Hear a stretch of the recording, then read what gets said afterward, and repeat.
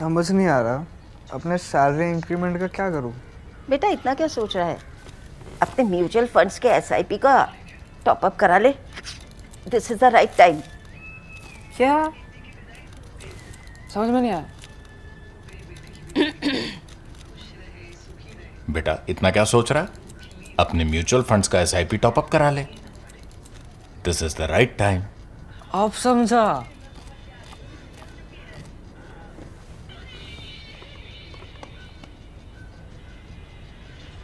Mutual fund investments are subject to market risks. Read all scheme related documents carefully. So wonderful to have the both of you on the show, Dr. Vasabjit Banerjee and Mr. Michael Kugelman. It's an honor to speak to you. And as you know, that Prime Minister Modi is in the United States, and this is a bilateral visit that everybody is talking about right now. There's lots happening. The geopolitics today is extremely, I would say, challenging and interesting. And in the midst of all of this, now we know that they've also had their first conference, presser. So let's start from the elephant in the room. What happens to Donald Trump's repeated insistence that India is a tariff abuser? And how will India, you think, is going to look at it? And my first question will go to Michael. Well, first of all, thank you for having me. Really look forward to this discussion. Trump got this question during the press conference. He was essentially asked, what does this new reciprocal tariff policy mean for India? And Trump responded as one would expect him to say. He said that India will have to pay what it charges the U.S. essentially, which is really what Trump has said all countries will face. I would say though that India's government has really played this quite well so far. It's acted preemptively since the earliest days of the Trump administration, which of course has only been in power for 3 weeks now, and Mhm. it has essentially said that it is willing to reduce tariffs, and it did reduce tariffs when the government in India announced its new budget. It revealed that it was indeed. Going to reduce a series of tariffs. And clearly, the goal here was to try to essentially make concessions to the new Trump administration to make it less likely or to reduce the risk that India would face the wrath of Trump and his tariff policy. So far, so good. We still, I think, don't really have a sense yet as to what this reciprocal tariff policy will mean for India. But I think so far, India has played things quite well. So actually, that makes me wonder, Michael, because if you carefully see about what kind of tariff concessions can India give, I think if it is on Harleys, the motorcycles or something, it doesn't really do much to rectify the trade surplus that India has with the US.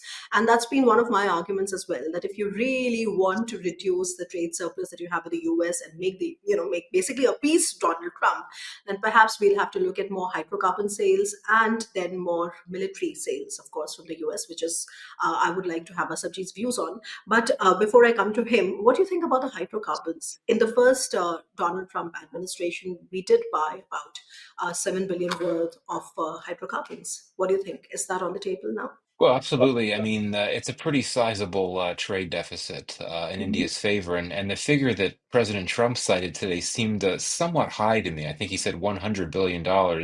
It is high, though. We know that, and Mhm. I really do. I do think indeed that for India to buy more American energy, more oil, more LNG, that could certainly help chip into that deficit. Now, if you look at the figures going back to 2021.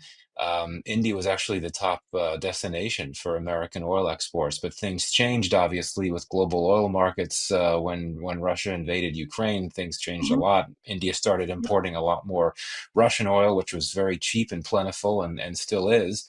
But yeah, I think that this is definitely one way that India can go about this. But as I just noted, it would need to find the right price point with American oil. I think that would be the challenge, and there'd need to be some difficult negotiations with the U.S. government, because India's government has said all along that it would be happy to import more oil from the U.S. if it was cheap enough. Didn't use those words, but that's basically what it implied. That's going to be tough to do given how cheap Russian oil has been. Yeah, actually, one doesn't really know how cheap the Russian oil has truly been, because if you look at the reports, you also see that it's never really been bought at a fixed price. It's been fairly flexible, and kind of readjusting and adjusting to the sanction regime, the way it's evolved. I think those things have also evolved. But then, yes, I totally agree that the price point equilibrium has to be reached. But then that brings me to yet another vertical of how Donald Trump will be appeased in many senses, which is that he's already said it, right, in the presser, Vasabjit, that I'm going to be selling billions of dollars of worth of military equipment to India. Your initial thoughts on that, because of course there are so many questions I'm going to ask on it. Well, India is dependent on Russian weapons even today, Yeah. though it has been declining since 2014. Imports have been declining since 2014. Mm-hmm. Um, the situation with the United States is, the problem that President Trump will face is that in the Indian situation is so vast. I mean, India's needs are so vast that and the switch over from Russia cannot be done overnight. Okay. So the problem lies not in saying India will buy from us. The Mm-hmm. question is how India will buy, and then how it will operate, when it will deploy, where it will deploy, and all those technical questions. Hmm. And this leads to more complex issues, such as the fact that if India should buy American, whilst keeping Russian equipment, specifically in situations like its Air Force, Mm-hmm. India would technically be operating two different Air Forces Yeah. because the American equipment will not talk to the Russian equipment. And so these kinds of technical issues are the ones that have to be resolved. The other issue, I think, is co production. India is very insistent, and for reasons that are long standing, that it should co produce and absorb the technology. And India has not, unlike China, India Mm-hmm. has never done reverse engineering, it has never done anything illegal with transferred technology and with sort of transferred platforms.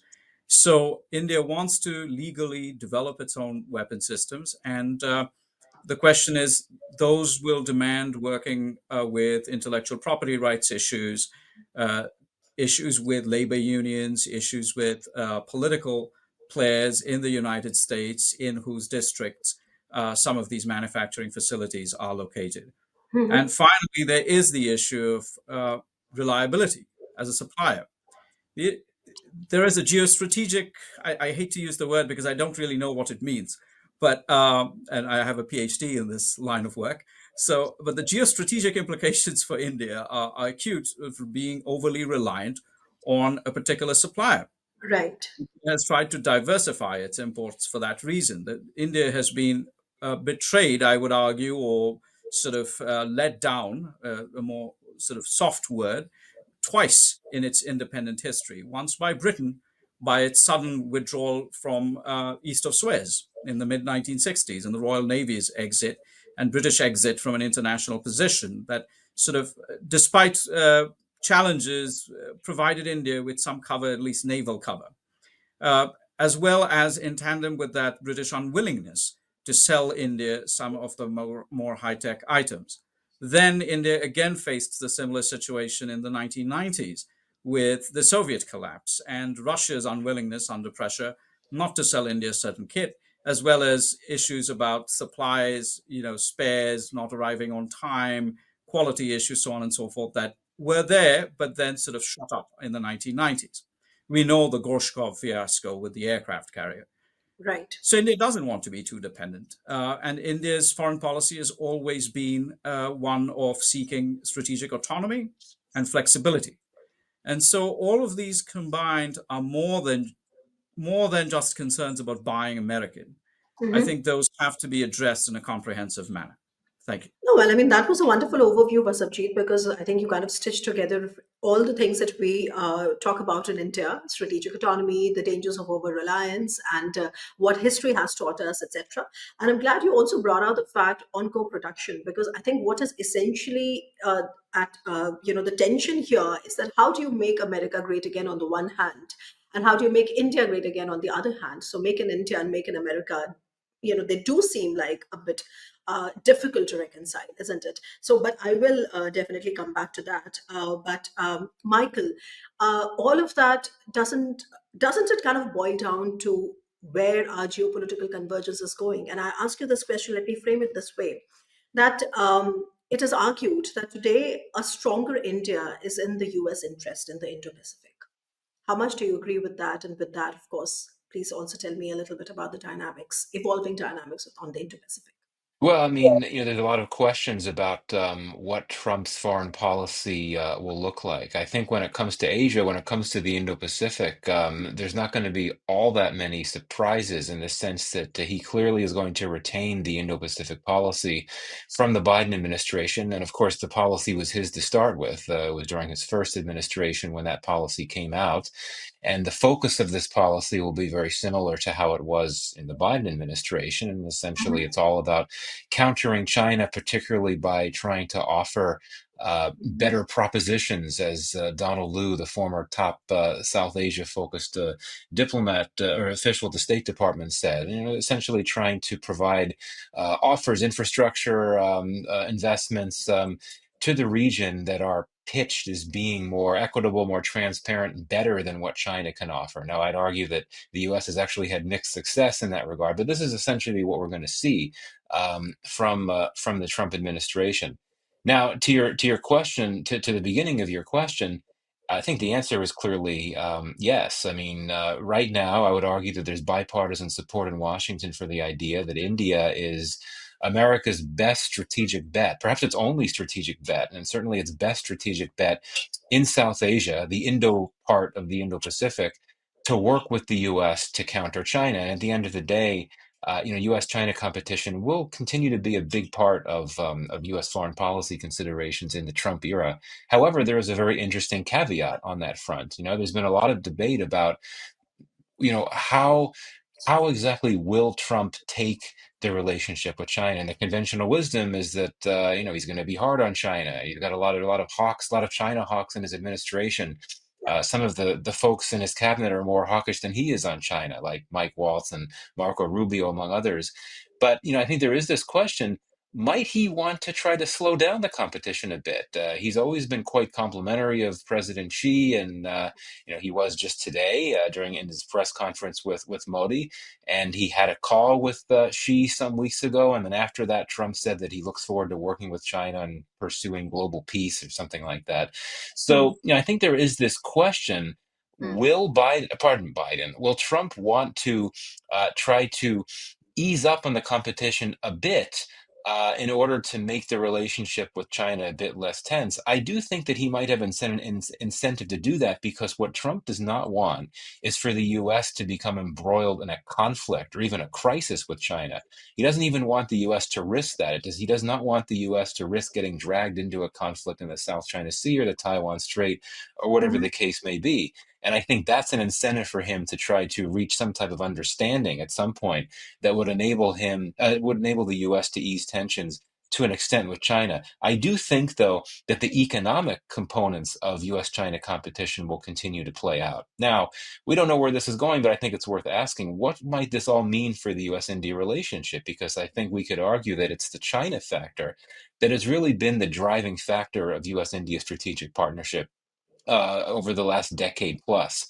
And I would argue that it could be problematic for sure if the U.S. were to decide to ease up on its competition with China. That could be very concerning for India for a number of reasons. But I think that one needs to look at this issue with some nuance. I mean, India itself has very cautiously sought to ease tensions with China, right? We know that there was a border deal between India and China last year, and there have been some other developments, including in recent days an agreement to resume direct flights between India and China. My sense is that India is looking to create more diplomatic space with China to enable India to look into the possibility of bringing more Chinese FDI into India. India-China trade has remained fairly robust even after the Ladakh crisis for almost 5 years ago. But Chinese FDI has been subjected to a lot of scrutiny. There are folks in India, including the chief economic advisor, that think it would be a good thing for India to bring in more Chinese FDI, as it could ease the trade imbalance with China, and so on. So I would also argue, and the last comment I'll make on this is that maybe a less tense U.S.-China relationship would work well for India, or because it would make it less likely that China would try to essentially provoke India or try to retaliate against India for India's deep relationship with the U.S. through actions that could include provocations, fresh Chinese provocations on the border with India. So it's an interesting. Sorry, it was probably a more complex answer to your question that one might have envisioned, but I don't think that we should take everything for granted here. But I will say that the Indo-Pacific policy, that's going to continue much like it did in the Biden administration after being initiated by Trump himself. I'm glad you brought out the different nuances, and even for the deal that we have had with China. Of course, this is more tactical. I mean, everybody in India, we really started talking a lot about that, and whether this is going back to normalization or the status quo ante of April 2020, etc. And the way things look, is that it's rather tactical than something really strategic. And you're right in your reading when you're saying that actually India is interested in creating more diplomatic space so that the question of China can be managed better. So I think this is one of the scenarios, and to our mind. Not that we actually have any rebuilding of strategic trust with China, because what happened in Galban was something that led to the erosion of the strategic trust that we'd built in the last one or more than 1 decade. But that does bring me to the question on Quad, because when we talk of Indo-Pacific, of course, we talk of Quad, and here I'm referring to the Quad where India is a part of, because there's another part, Quad, where Philippines seems to be a part of, which is much more hawkish in China. But coming to the Quad between our four countries, India, US, Japan, and Australia, do you think that Quad, and Vasabjit, please feel free to pitch in, do you think Quad under Donald Trump and with all the China hawks in his cabinet, is likely to get more teeth? Because Quad has also been all over the place, isn't it? From vaccines to everything. Well, I'll add this. India is afraid of being chain ganged by the United States into a confrontation with China that India does not seek. India is simultaneously afraid of being abandoned by the United States in its hour of need in a confrontation with China. Right. The quadrilateral security dialogue addresses this, because what it does is it's an entente. It's an older word. That was in favor in the 19th century, entente cordiale and so on and so forth, between Britain, France, and Russia. And so India seeks somewhat of a more flexible arrangement that is not meant aimed at anybody. So that's part one, and this suits India fine. There will be pressures for a firmer alliance, of course, but I see India sticking to this. However, the Entente, as we know, ultimately led to sort of an alliance, a working alliance in the First World War. So I'm not pessimistic about it at all. The second thing is, everybody talks about the Quad being sort of an issue about sort of India, does it fit in, does it not fit in, it's not an ally. But India is the only Quad member with a land army. Yeah. Nobody mentions that, it seems. India is the only Quad member with a land army that is at the borders with China and has active hostilities with China. Not active at the present moment, but in the recent past. It's a gray zone hostility. And a land army, I mean a proper land army with thousands of tanks and armored personnel carriers and traditional methods of warfare, which the Chinese have. No other country has that in the Quad. No other member has that in the Quad. They're all what we call whales. They're all naval powers. So that's part one. Thus, India can provide essentially a land-based version of a force in being. India's mere presence on the other side of China stops China from committing all its forces into an all-out push on Taiwan. So this is almost a Mahanian sort of force in being, but a land version of it. And I think that's absolutely critical for India there. Now, thirdly, I think the Quad is important, and this goes back to something I totally agree with Michael about what he was saying. I mean, I was just nodding away because he's so spot on about that. I think to summarize that, the Quad not being clearly aimed at China allows for a managed competition. Yeah. So there is competition, there's geopolitical, whatever, the great power competition between sort of United States and its partner India and allies, Australia and Japan. We know that that's happening. South Korea is in there too. Philippines is in there. But it's managed. because it's not something like NATO where it's targeting a particular power and it's going to going one-on-one with it. So I think the Quad has a great future, and it will, however, not formalize because a key partner literally providing the land army.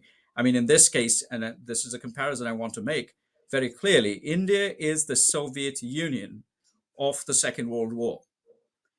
It required about 3 to 4 years before another front could be opened against Germany. The Soviets bore the manpower brunt of that war. India is that particular country. India is the critical power in Quad. And so I think India, and it suits India to leave it as an entente rather than an alliance. So I think the Quad has a great future and India has a great future in it.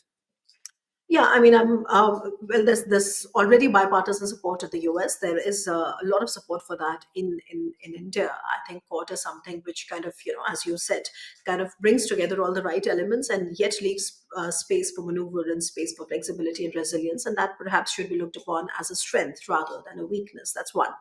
But it does put some questions, Michael, when we talk about Quad. On the one hand, of course, the immediate question that comes to mind then is that, but India also believes in multi aligning with other groupings. And Donald Trump has been rather unforgiving in his remarks when he said about what he has had to say about the BRICS grouping, for example, or recently on Chabahar.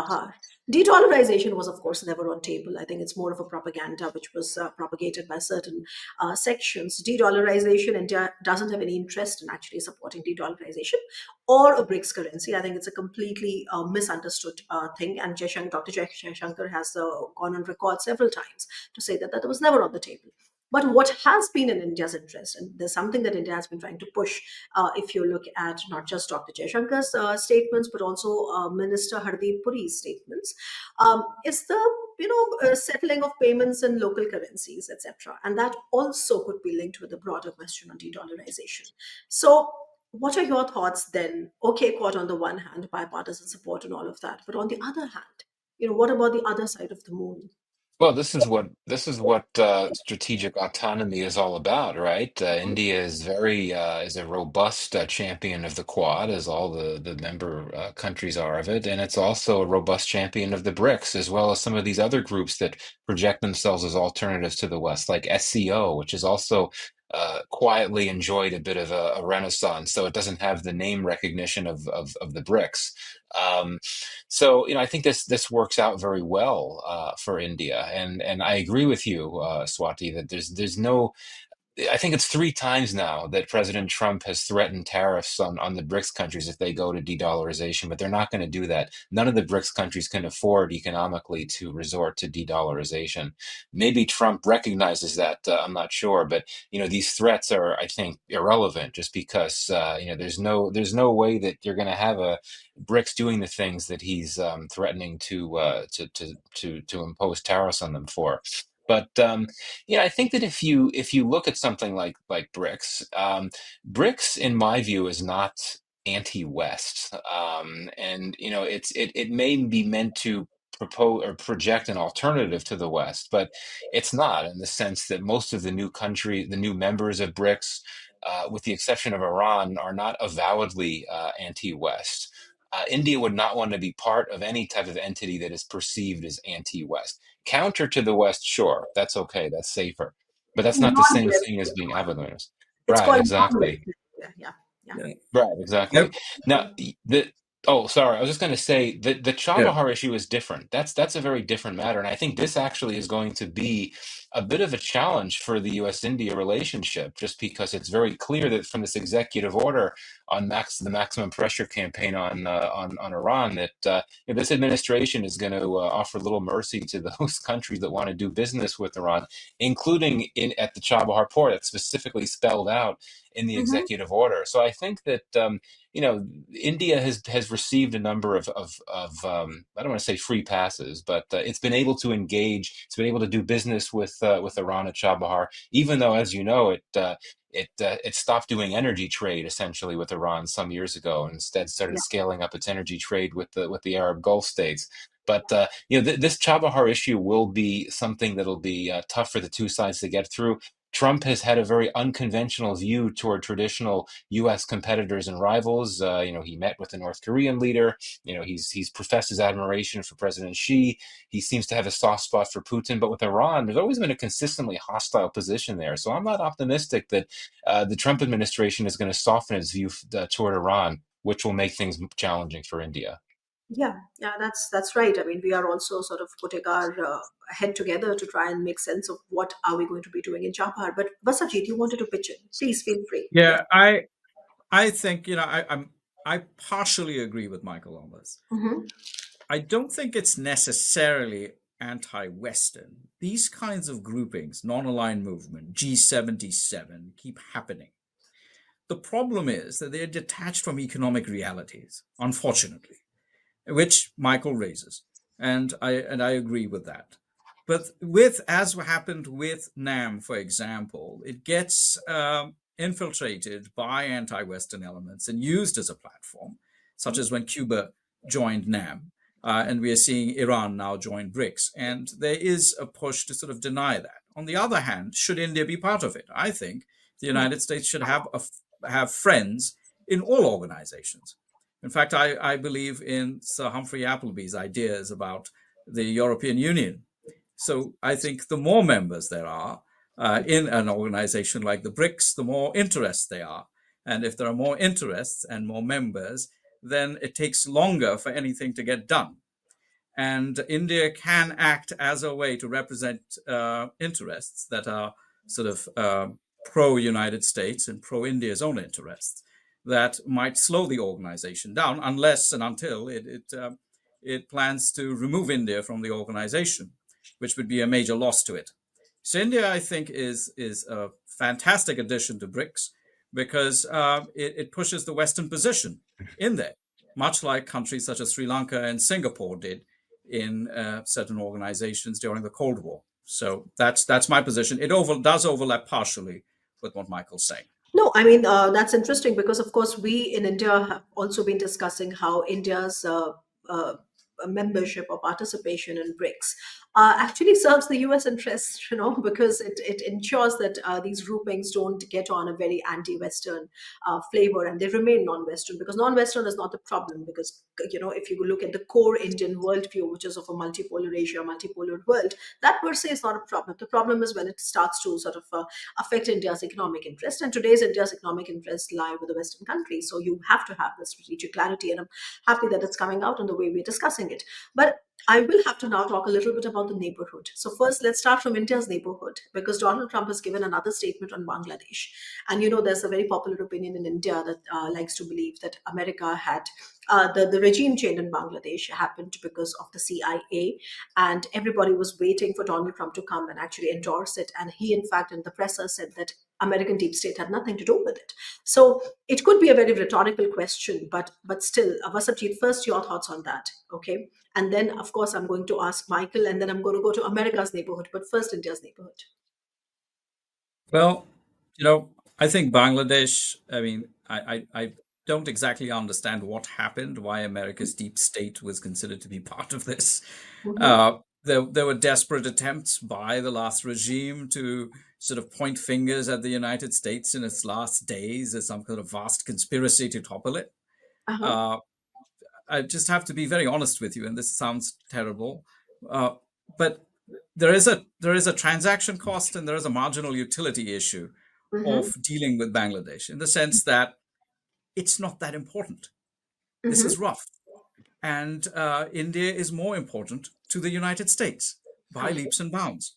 So you have to make these rough decisions about, whether you get involved in Bangladesh or not. But there are errors of commission and errors of omission. And this was an error of omission.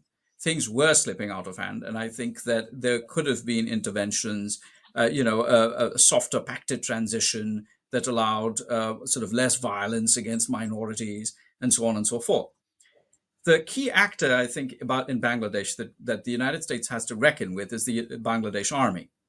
The Bangladesh army is effectively dependent on Chinese equipment. More than 90% of its equipment, I think, is from China. 87%, yeah. 87% it is. And Bangladesh's largest export market is the United States. And this is a broader issue where we cannot pay Bangladesh to buy Chinese weapons in a place which threatens one of our strategic partners. Furthermore, the kinds of things Bangladesh is buying, for example, I got two submarines, Ming class submarines from China, and are now there's a submarine pen in the Bay of Bengal in which Chinese submarines can sort of enter and dock and so on and so forth, which creates a major problem for the Indian submarines there, as well as the Indian surface fleet, as well as the United States in that area, in the Bay of Bengal area. So we cannot allow that as this the United States to go on, because this sort of we take your money, we buy Chinese weapons, we want sort of a soft our business partners, business sort of classes want sort of a softer balancing with India and China and so on and so forth. You're either here or you're there, and it's unfortunately this varies according to size. So if you're India's size and India's heft, you have freedom of movement. This goes back, Michael, you would know very well, to Thucydides.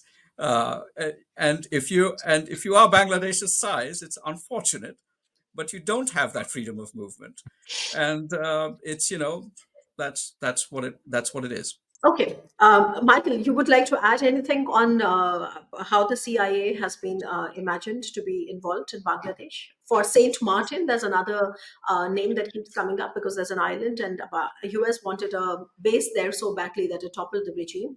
And now Donald Trump has said that we have nothing to do with it. But anyway, would you like to add Yeah, it? Spice it up a little bit more? Yes.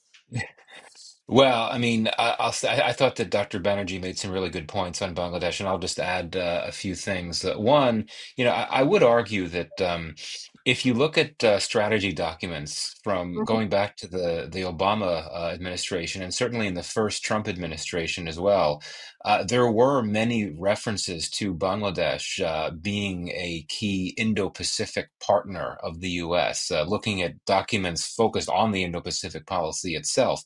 mhm, Bangladesh is perceived as a key littoral state, and a lot of discussions in these documents about the need to scale up maritime cooperation with Bangladesh and so on. But absolutely, I agree with Dr. Banerjee that Bangladesh is not perceived to have the same level of strategic significance for U.S. interest as India is. I mean, that's very clear. But I think that the Modi government thinks it has an opportunity with the Trump administration on Bangladesh, just because it knows that Trump would not like the way that the Biden administration left the relationship with Bangladesh when it left power. And that was essentially a relationship in which the US had committed to provide all kinds of assistance to Bangladesh, mhm, technical assistance for reforms, mhm, humanitarian development aid, and so on. Of course, we mhm. now know that all US foreign assistance has been suspended. Yeah. I think that the Modi government knows that Trump would not like that type of relationship. He would see it as nation building, which he has no interest in. But Mhm, indeed, it was striking at the press conference today that Trump essentially demurred on the question of Bangladesh in terms of what his views are. There were some people that thought when he said that I'll leave that to the prime minister, he was yeah. suggesting that India should essentially take care of policy in Bangladesh, and the US will just defer to that. I don't think that's what Trump meant. I think he was basically saying, I don't want to talk about this. I'll let the prime minister speak on it, which he did not, incidentally. Um, but I do think that the U.S. relationship with Bangladesh is probably the U.S. relationship in South Asia that'll change the most in the Trump era for the reasons that I mentioned. Okay. Yeah, I mean, fair points. I think we still have to wait and see where this is going. But for sure, I mean, this is absolutely convincing that India has much more strategic value, leverage, heft, importance for the US policy towards Indo-Pacific than Bangladesh has. But now, what about America's own neighborhood? I mean, America down under Donald Trump has the way it's destabilized its own neighborhood, right from Mexico to Panama to Canada to Colombia. What's going on? How it literally should be. I mean, there's this thing going on. I think you would all agree that Trump should be taken seriously, even if not literally. But then looking at his own neighborhood, what is he up to? Should I, as somebody who studies Latin America, I think Trump has an excellent Latin America team. There was a foreign policy article about it. Yeah. Trump is really focusing, because this is an area of consensus between the isolationists in his team and the sort of America First sort of Indo-Pac, balancing China sort of team on his on his team. So it's an area of consensus that the Western Hemisphere must be an area of American domination, or domination by the United States, or as at least a veto player. Okay. And the problem has been that prior presidents have started off saying that we will focus on the Western Hemisphere, but have sort of gone elsewhere with their attention once other crises have appeared. In the meanwhile, China has made absolutely in-depth sort of entries into certain countries in Latin America. For example, there was an implicit understanding by Americans, by America and the Central American countries, that they would go with recognizing Taiwan. Okay. And then they started flipping from about 2010s, they started flipping. Uh-huh. And there was no pushback about this. Panama flipped in 2017. And all of a sudden you have, and there was already major Chinese sort of economic flows. And now it's only Guatemala in Central America that recognizes Taiwan. So this is a major loss of not just American sort of political influence and Taiwanese political influence, but also face in the region.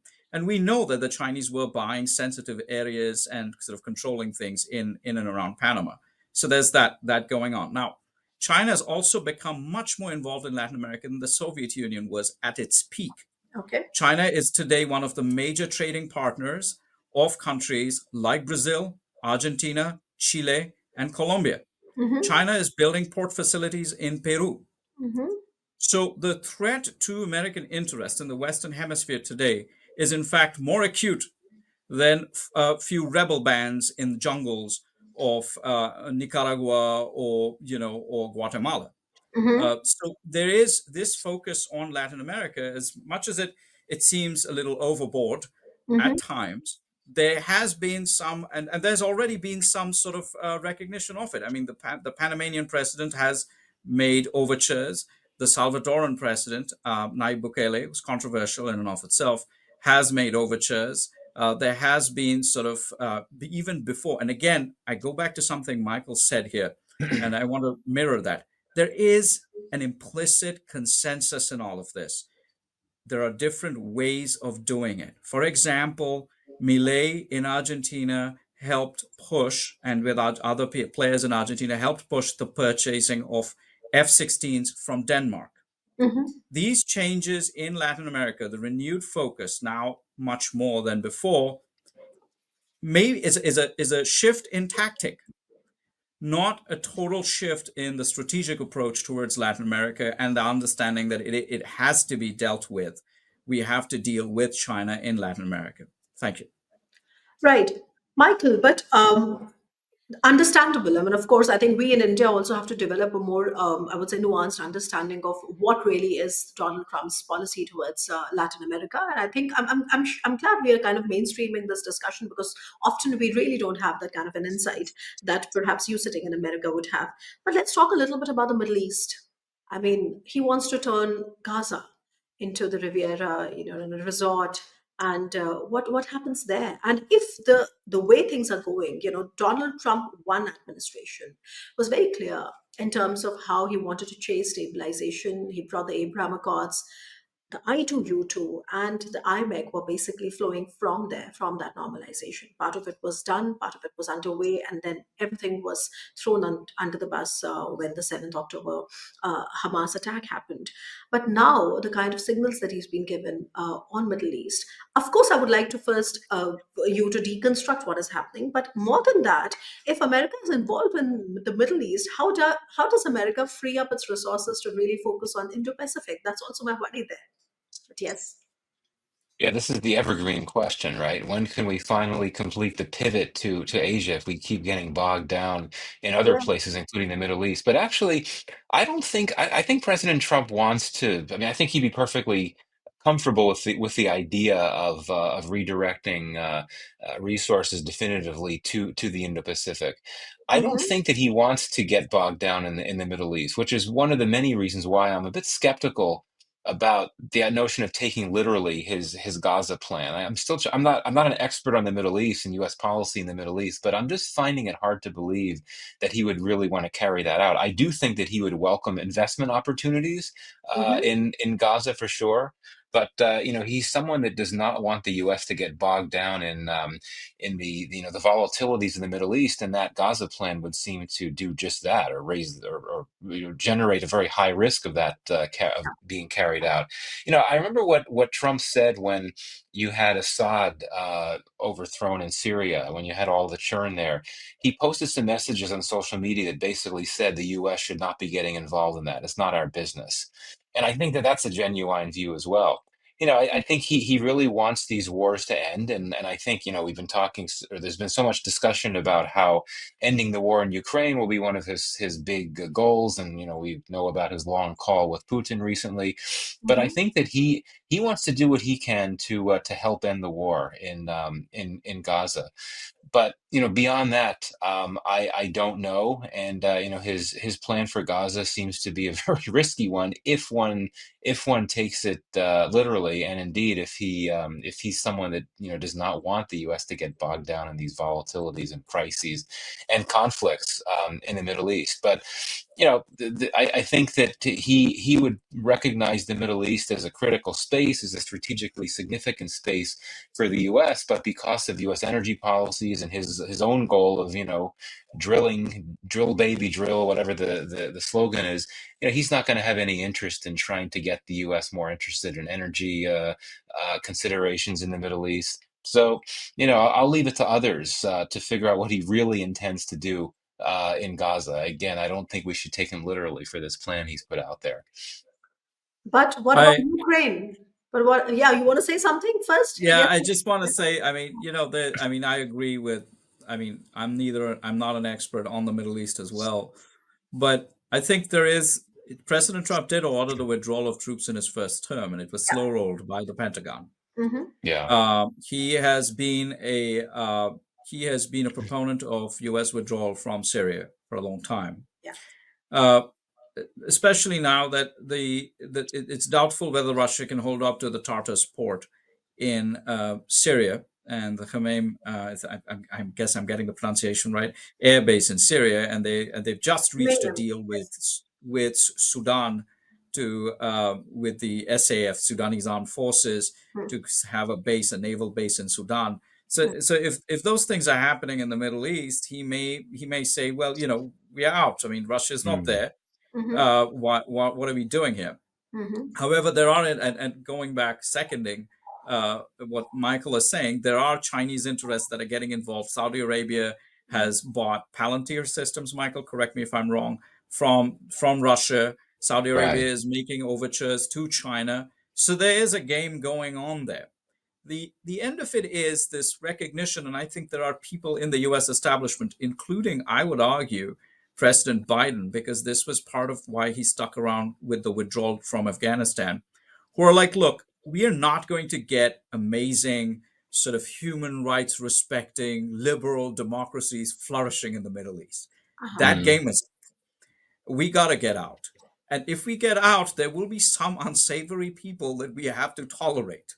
Now, we will not allow them to threaten our core interests, but that doesn't mean that we get ourselves involved. I mean, this is the can of worms which was opened in 2003 with the invasion of Iraq, which India was very skeptical about at that point of time. And so now when you leave, there may be, and I hope not, I pray to God not, folks akin to Assad and Saddam and so on and so forth. But you say, well, if we don't want to get involved, we have to tolerate these kinds of regimes. This is a rough, it's on the one hand, I want to say, this is a rough explanation for it. Rough, not in the sense that it's average, but it's difficult to take because, it doesn't align well with, things like spreading democracy and human rights and so on and so forth. But I think that this new attitude has been developing since the first Trump administration through the Biden administration. And now I think it will develop in the second Trump administration as well. And the Middle East will be a place where there will be a withdrawal from, at least from boots on the ground. So again, I don't know what he meant by Gaza. We'll see all of that, but there may be an exit strategy overall. Yeah, but then there's another theater where, of course, the whole world is watching how the negotiations are going to go. And you, Michael, of course, alluded to the phone call, the famous phone call that Donald Trump has recently had with President Putin. And then Pete Hegseth said something. He kind of sent the whole world reeling. And then 9 hours ago, he kind of backtracked and said that, no, I was not speaking from any position of authority. Everything is on the table, but I was just trying to be realistic when it comes to Ukraine, not that it's been decided. Anyway, where do you think that is going? Let's talk a little bit about Ukraine. Yeah. Do you want me to? Sure, I could start. I mean, I think it's quite striking that Trump's view on the war in Ukraine is essentially identical to Modi's, right? Not criticizing Russia, not criticizing Putin for the invasion, doesn't call it an invasion, but simply says the war needs to end, right? I mean, this is essentially Modi's position. And so I'm quite sure that when the two leaders met at the White House, this was one of the issues that they discussed, particularly because it was so recently that Trump had, according to himself, a 90-minute call with Putin. That's a long call with Putin, I should say. It's a long call with any other leader. So, I think that this is something that, again, will be a big initial foreign policy priority for Trump. I think he really feels that he can move the needle forward toward bringing an end to the war. And, the Modi factor is interesting here as well, because, there had been some discussions in recent years that perhaps India could be one of the small number of countries that could be viewed as a potential third-party actor here, just because of India's very special relationship with Russia. It also has a pretty good relationship with Ukraine. My view had always been that, India doesn't like third-party actors getting involved in its own bilateral disputes, whether you're talking about Kashmir or other things. And also, unless the belligerents genuinely were interested in there being third-party mediation, I can't imagine India would want to volunteer for that. But now that you have a process that might have started with this call between Trump and Putin yesterday, that suggests that maybe there would be some receptivity. Let's see how if it happens, how the summit involving Zelensky and Putin goes. But I think that the India factor here is very interesting. I mean, we all know that India's interests are not served by an ongoing war in Ukraine for so many reasons. It raises the likelihood that Russia and China will move closer together, which is not something that India wants. The global economic consequences of the ongoing war in Ukraine are not good for India. There are many other factors as well. But I think that President Trump is going to pursue this. I think that this might be somewhat less difficult and complex to pursue than the war in Gaza, where I think there are some more unknowns. I'm not sure Trump has quite as much leverage in that regard. But I think we'll be hearing a lot more about this in the coming days and weeks. But let's see how things go with this summit that we're told is going to happen. I was very Sorry. Yeah, no, of course, Vasabjit, I was just going to come to you. No, I mean, the situation is that with Ukraine is moving towards a frozen war. I think some of what the Trump administration has said and Secretary Hegseth has said are things that were, again, known, but nobody sort of came out and actually said them. The fact is that Ukraine will be unable to get back all its 24 territories it's lost since 2014. There will be a frozen conflict with loss of territory. So what we're looking at is essentially a Korean War ending, where you have a frozen war with loss of territory. Now, remember, in the Korean War, similar things happened with overconfidence in the early days, with the Incheon landing and pushing the Koreans back to the Yalu, and then the Chinese intervention, and so on and so forth. And so we think that there is this reality that's there, and people know that that's what's going to happen. President Trump also wants to allow Europeans to take more of the burden in Ukraine. Europeans are saying that, we are trying to up our defense spending. Now, Poland has. Latvia, Lithuania, Estonia are doing quite well. But, places like Germany and France actually has been doing quite well. Britain, for example, they need to up their game a little more because they have stakes in there. The U.S. needs to focus its energies to balance China. U.S. cannot be at two places doing two sort of major military efforts in both in Europe and in Asia at the same time. This is very clear. Again, these things were known before this administration, but this administration is coming out and saying it. The Europeans had 4 years. They knew this was coming. America had been warning them. Then it happened. There was still not much in terms of ramping up. Now, there are accusations that they've been ramping up. It's not just about the money, but where you spend the money, whether and so on and so forth. But it seems that there's more to be done by Europe there, and Europe should take the lead there. And I think the French have gotten the message, and I think the Germans are dithering a little bit, but even they have gotten the message. I And mean, I think there will be a sort of a more European effort with an American backstop.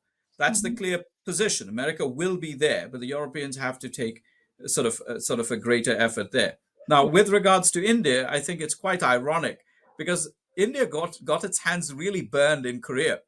Nehru lost a lot of friends in Western circles because of the Indian intervention and attempts to mediate in Korea. So the what I consider to be the Korean War of the second Cold War. So we had the first Cold War, and this is the Korean War of the second Cold War. Uh, will be sort of again witnessing perhaps Indian intermediation. So it's kind of a circular way to look at history. But yeah, that's my point. No, I mean that's interesting because one of the key things about the Ukraine war and the way it's kind of stretched has been the strategic alignment between Russia and China, which has been extremely uncomfortable, from India's perspective for very, very obvious reasons. But that's also somewhere pushing, and it came at a time when India was pushing for a lot of diversification of its defense imports. It was always also trying to become more self-reliant, etc., etc. And then I have to sort of talk about this a little bit, Michael. I don't know if if you're following it, but of course, Vasabjit should know about it, which is that recently the Indian Air Chief was extremely unhappy with how the Hindustan Aeronautics Limited, which is known as HAL, has not been able to give us our light combat aircraft, the first batch, which is known as Tejas Mark 1. And the deal was, started in 2005. They were supposed to give 40 of those in 2013, and they have not been able to. And he was mighty angry about how they're underperforming. But there's also an American component there, which is that the GE 404 engines and the GE 414 engines are intrinsic and crucial to India's LCA program. Vasabji, there's been a delay of the 404 engines for the Mark 1A, and then eventually, whenever we get to building the arm cars, which are different, fighters again. Now, very quickly, do you think this is happening because what is the reason? Of course, logistics is one issue. The strain of production lines and supply chains is also an issue. I, in my pieces, have argued that I think GE is only becoming a victim of overpromise. But then, is there more geopolitics behind it? What should India look at in terms of these deliveries? I mean, the primes can't supply the U.S. military. Mhm. I don't know why this is a major secret that people are making this out to be a big conspiracy. The U.S. defense industrial base problems that have started off in 2022 are an open secret. There's a mini library now written about it. People constantly complain about it on television. And this is there's a huge pressure, like the huge stress on reviving defense manufacturing. I do work on defense manufacturing, so I know about this. Yeah. So there is no conspiracy. It's just that there is a failure on the US end to produce in enough numbers on time. So that's one. Okay. US cannot supply others as well. So Okay. it's not just India. There are other people who are making similar complaints. So part Yeah. one. Part two, the issues with HAL are long running. Uh-huh. And I do think that some of it is being misdirected. It's an easy out to say, well, the engines haven't arrived. And I would put HAL on the back foot by saying, well, what happened to Kaveri? You were supposed to develop an engine of your own, didn't you? So what exactly happened to it? So, there's a ping pong there. But I think the solution for the United States, and this we can see it in Stryker, for example. Tejas was not supposed to replace, in my opinion, is not supposed to replace the MiG-29s or the Rafales or the F-16s or F-35s. Forget that. Tejas was supposed to be a workhorse fantastic aircraft in bulk numbers to replace the MiG-21 as the backbone of the Indian Air Force. Yeah. Now, in this, India needs help scaling up. India needs to produce something or that it can be produced in vast quantities and fast and high tech enough. Right. And I think this is a crisis, but every crisis is an opportunity. The Mm-hmm. United States should offer India the ability to manufacture, help it scale up, co-produce, and like the Striker deal, we've been talking about this, like me and my co-author, Ben Koch, we've been talking about it for last 3 years, and now it's coming to fruition. About co-producing the Striker in India for re-export to third countries. We can do that with the Mm-hmm. Tejas. If we can get it together, then I think the US and India can export the Tejas elsewhere. And the Tejas has competed in foreign competitions. Yeah, no, since you mentioned strikers, so I completely understand that the plans have to be, deeper, and it has to be a win-win. So we have to create a win-win there. But I'm glad you mentioned the strikers, because I think fewer things have triggered a bloodier debate on the Indian social media as much as strikers have. You know why? Because Indians do have a better version. We have an amphibious version, which is developed by Tatas. It's called Preston Swap, basically. Strikers are not amphibious, even though I, in my own works, have argued that we need both tracked and wheeled versions. But then the other thing is that strikers have not really performed greatly in Ukraine war either, and then they are mighty expensive. So, from the Indian perspective, if we are serious about making in India and adding value in India, then why is it that we're prioritizing the striker deal over the indigenous infantry armored vehicles that we have developed ourselves? Because Morocco is showing interest there. It's cheaper. We can scale the production whenever we want. It's made in India, but at the same time, why are we? So, is it a kind of an appeasement, the wider appeasement of trying to reduce our trade surplus with the US, trying to keep Donald Trump happy? Why are we getting in for the strikers, Vasabjit? Well, firstly, I'll tell you, the Indian Army presents the specifications. The Indian Army has its preferences, and Mm-hmm, if the Indian Army says so, and the Ministry of Defense says so, so mm-hmm, it is. I trust myself not to overthink these things too much, because I don't know. It's easy to talk about things such as the price and the cost, but there is also the operational aspects of it, the things like altitude, so on and so forth, that I don't understand and I don't presume to understand. So that's mm-hmm, part one. mm-hmm. Part two, India needs massive quantities of these. Yeah. And so there's plenty of a pie for both Tata, which I think India is already is operating some Tata Kestrels, and Mm-hmm, WAPs, and as well as the Striker, mm-hmm, especially in sort of differentiating between paramilitary roles mm-hmm, and proper military roles, due to different purposes, so on and so forth. mm-hmm, So there is plenty for everybody. That's what I would say. Thirdly, there is the also parallel talk in the United States about shifting a large amount of the production to India, where India would make mm-hmm, it for re-export to third countries, which is a mm-hmm, grand opportunity. I mean, it is frankly an opportunity that the Soviets never gave the Indians. mm-hmm, So I believe that this is a grand opportunity that India should not miss, because that those re-exports, and it's like BrahMos, right? mm-hmm. Those re-exports would then get back into India's system as reinvestments. No, I mean, I understand that the case for it is stronger, and that's one of the reasons why the Indian establishment has decided to go ahead with it, even though it's not really announced, and we are still waiting for the final announcements. But so let me circle this back then to Michael with the last question on, does it not all kind of boil down to the reliability aspect?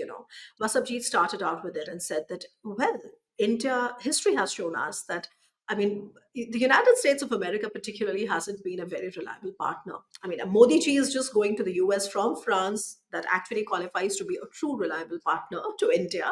But nonetheless, since we are discussing, US and India ties, where do you think the real reliability? How do you think this can be built? Is it there? Should it be something that we need to be careful of, or is it just better to just keep it transactionalist? Michael, your final thoughts on that? Yeah, but I think that from an Indian perspective, India's relationships with France and Russia are quite different from the relationship with the U.S. And I think it's because you don't have all that much baggage. They're relatively stable relationships. They're crisis free. They've generally been smooth for many years, whereas the U.S. relationship with India has definitely grown exponentially over the last few decades. But there's a lot of baggage from the past, and indeed there are a considerable number of tension points, which I think really crept up during the last few years of the Biden administration. And when you actually have the ruling party, accusing the U.S. deep state of trying to destabilize Modi, those are some really striking remarks coming from the ruling party of a strategic partner of the United States. And you would never have the BJP say such things about France or Russia, one would assume.